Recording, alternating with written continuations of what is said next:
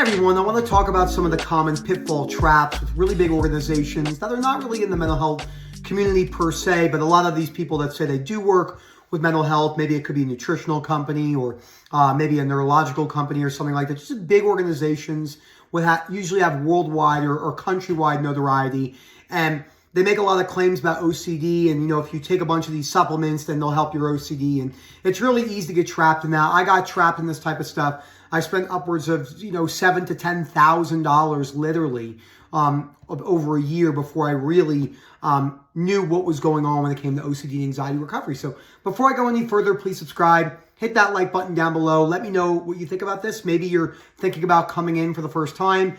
Please don't sit in silence. Reach out.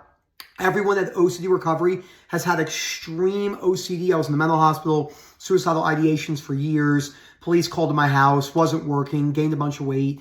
Was smoking all day, using adult websites, playing video games 60, 80, 90 hours a week. It was bad. Marriage almost fell apart. Most of you know me by now, but people who are just finding this. So, and then Phil at OCDrecovery.com. Again, that is Phil at OCDrecovery.com. So right now, there's a lot of programs out there by people who have millions and millions of views. Now, we have to be careful as well.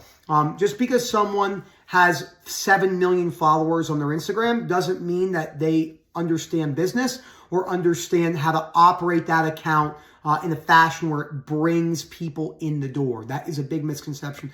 There's a lot of people out there that have hundreds of thousands and millions of followers that they don't really do anything with it, right? And there's nothing wrong with that, but you have to be careful because when you see that, you can think, wow, they have a course, a meditation course, a supplement course. It seems really good. It's a blood diet. It's a DNA thing. It's a scan of some sort of brain scan, then followed by a supplement routine. And, some of these companies, do very well when it comes to people coming in the door, but some are not. And they make a lot of claims.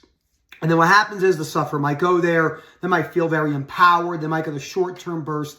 Then they leave, and their hope diminishes even lower than before because they were speaking to people who mean very well. As I say, most of these people don't wake up every day, get in the morning. If this is like a clipboard and they're like, all right, so we have Nick Pinella coming in today. So John, I'd say John's a nurse. John, can you explain to me how we can fuck this dude over? I want to ruin his life. Yeah, I thought so too. If we give him these things, yeah, it's perfect. It's going to be reassurance, right? No, for sure. Yeah. That's amazing, John. He'll think that, then get more stuck. No, that's not what's happening.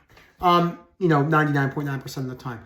They're very well-intentioned individuals, but it's very hard to understand OCD at the chronic level unless you have it. How do I know this? If I go into, say, an OCD forum on Google or anywhere, it's all reassurance. Our Facebook group is very moderated. For an example, we have 21,500 people. There's a lot of moderation. People that go in there, hey, look, and people are not used to that. So when you have someone that comes in that's been to one of these centers, they'll say, hey, look, I saw a lot of progress with this. And you're like, yeah, I see where you're coming from, but your beliefs are still very rigid and you're going to have to drop a lot of those supplements for a while. What? No, those supplements are good for me. They help my brain function. They're good with the dopamine circuitry and balancing and all that. That's something that's kind of got to go. So we have to be aware of that. Again, there's a lot of false dawns and false promises, but we know what works when it comes to OCD and anxiety recovery. You got to look at the people who are maintaining long-term robust recovery. They're not spiking. They're not up and down. They're pretty much mildly flatline, right? I always use the metronome example. A lot of people that say they're recovered, there's a lot of like, I'm in bed all day crying, but I'm empowered, versus like, I'm recovered, blah, blah, blah, blah, blah, blah, blah, blah. And, a lot of us are just like this. Maybe something really bad happens in life, but we tend to handle those things really well, and working with OCD sufferers in of itself is really difficult. So, you go to those places, you get those things, and then you come to us. And then we kind of have to deal with the consequences and the repercussions of what they've told you. Oh, they gave me all these sheets, these grounding exercises, not needed. They had me do all these loop tapes, not needed. I've never met anyone that long-term, substantial, unconditional self-life, other acceptance that needed loop tapes, that needed scripts all day, that needed supplements specifically. You got to remember what you're doing too. You have to remember the why behind what you do, right? So let's say you get a bunch of supplements for your anxiety or your sleep problems. And you say, I'm going to take these supplements, I'm going to take this stuff in order to give myself and take the edge off, right? I went to this big center. They told me that it is big introductory thing, and then I put $9,000 on my credit card. We see stuff like this all the time. And then they felt really good, and it gave them that short-term reassurance, instant gratification. Then that wears off, and they're right back to where they were. See this every single day. Another thing, too, is there's all these other big organizations where you go to these big in-person meetings. Maybe it's like a 5-day getaway in an island. Maybe you have to travel really far, so you have plane fare, hotel cost, and the seminar itself costs $10,000. And you do a lot of stuff, right? You're jumping around, you're holding hands, you're getting these emotional moments.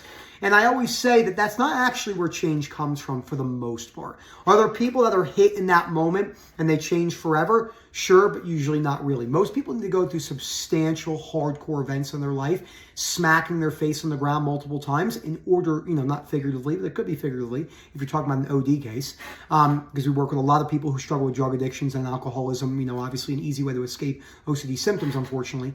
But they do all this stuff. They jump up and down and woo, woo, woo, and they're all empowered and they're chanting and stuff.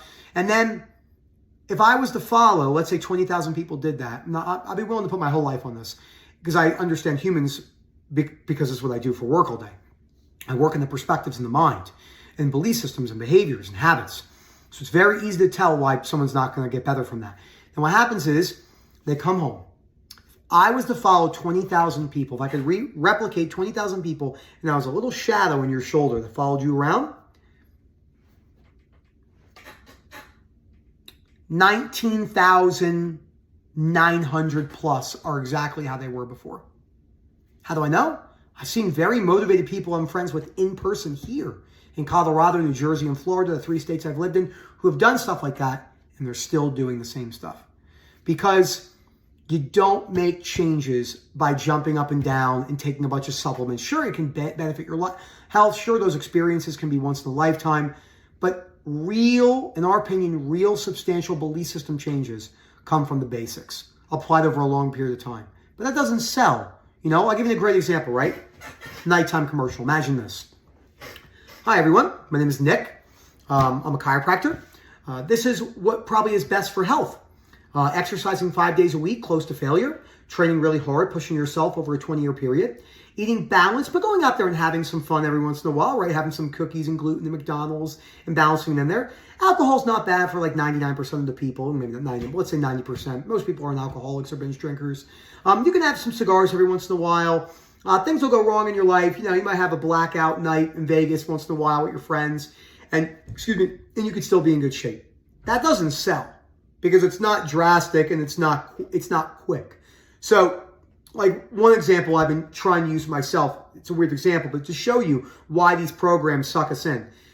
I've been trying really hard to not use my phone unless I'm changing my music for the 2 hours I work out 5 days a week. Today was a difficult day. Like I felt the urge to check my phone a decent amount, and I didn't. When I look around, everyone's on their phone. Everyone. It is very eye-opening. And of course, we all fall victim to that because of the way the world is right now and how it kind of caters to that. But these organizations are very much the same thing. Well-intentioned as it means, but not going to really give you what you're looking for. How you know if someone understands OCD is, are they talking about unconditional self-life, other acceptance? Are they moving you towards your worst case scenario? Are they not trying to prove to you why it's real or not, etc.? So Phil@OCDrecovery.com. Please reach out. Don't sit in silence. Let us know what you think. We can help you. We've all been there. Again, I'm almost $10,000 in some of these places. These were great people. They meant very well. It just didn't do the trick. So thank you again. Hope to hear from you soon. And as always, enjoy the rest of your day.